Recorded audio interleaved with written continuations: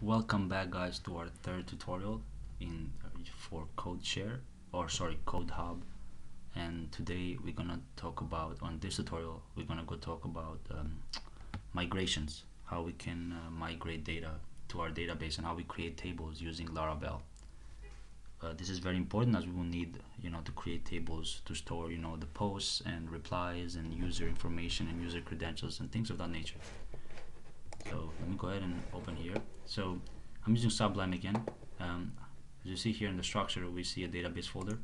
In the database folder, under migrations, you will see migrations that have been already created. So as you can see here, Laravel by default has created a users table. This is how you create a table in Laravel. So what does that mean? Basically, what this means is once we go ahead and want to put our site, let's say live codehub.com, we're going to go ahead and run this, and it will go ahead and create all the tables and views and things like that we created here on the fly for us. So our once we put the code up, it will be working as expected. Okay, so in this users table, Laravel has an ID which you will need. So we have this is a primary key, and it is an auto incremented. It has a string for name, but let's call ours. I'm going to create one first name, and I'm going to create one for last name here. Actually, let's just leave a name and store everything in both.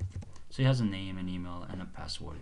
And remember me talking, and this is used for the options somebody checks and later on they want to come back, so they don't have to log in again.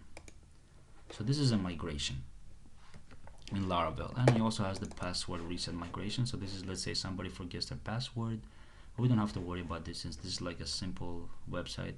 But what you could do is that you can add these things later on if you decide to.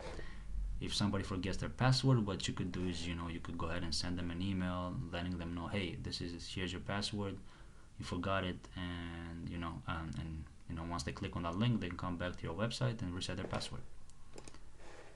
So let's go ahead. So let's see how we can actually run this and get this actually created, this table created.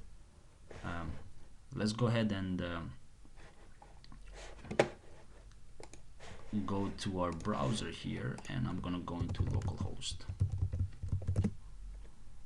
and in here I'm gonna click on PHP my admin. So that's our MySQL database here.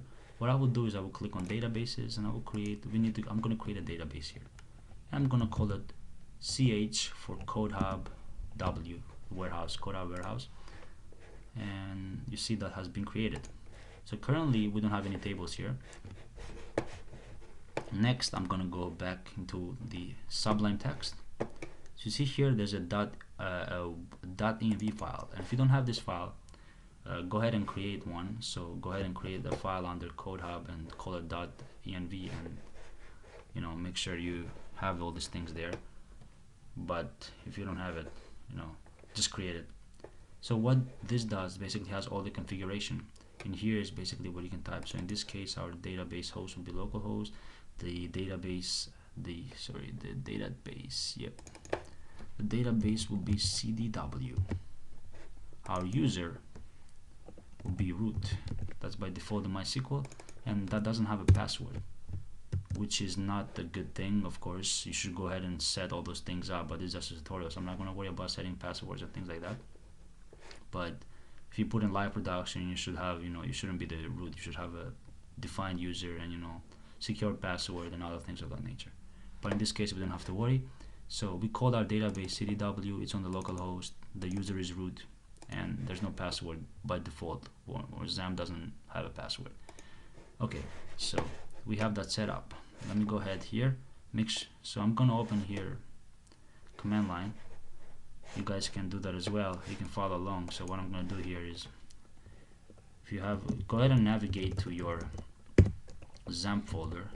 So I'm navigating to my XAMPP folder, and make sure you go into your project folder, which is CodeHub. Let me show you that we are there. So we are there, and let's list the items here.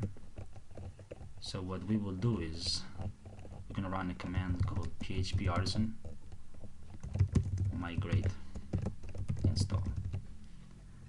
And before we hit enter there. See here we have nothing, no tables created in our database for CDW in the CDW database. Once I run this command,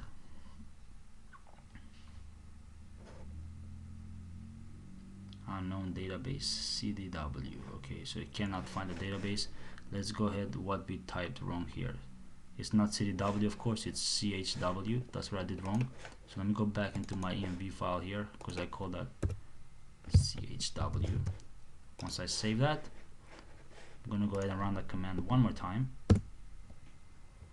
and you can see this migration table created successfully. So let's go ahead and go back here, refresh again, and you can see this table migrations created. What is this table? In this table is basically where we keep, like, you know, which migrations ran and which didn't run. So when we go ahead and roll back changes, or, you know, we add additional columns and things like that, this will keep track of all those things so Laravel can run smoothly. So now let's go ahead and migrate the other table. So what do we need to migrate here? We need to migrate the other tables that were under migration, which is basically the user table and the password resets table. To create those two, simply gonna run the command, but instead of install, we're just gonna type migrate, enter, and we see those created successfully. Let's check, and we have the password resets and the users table created, and you can see here that the appropriate columns are there for both. Let's go ahead and check this as well, and everything is there.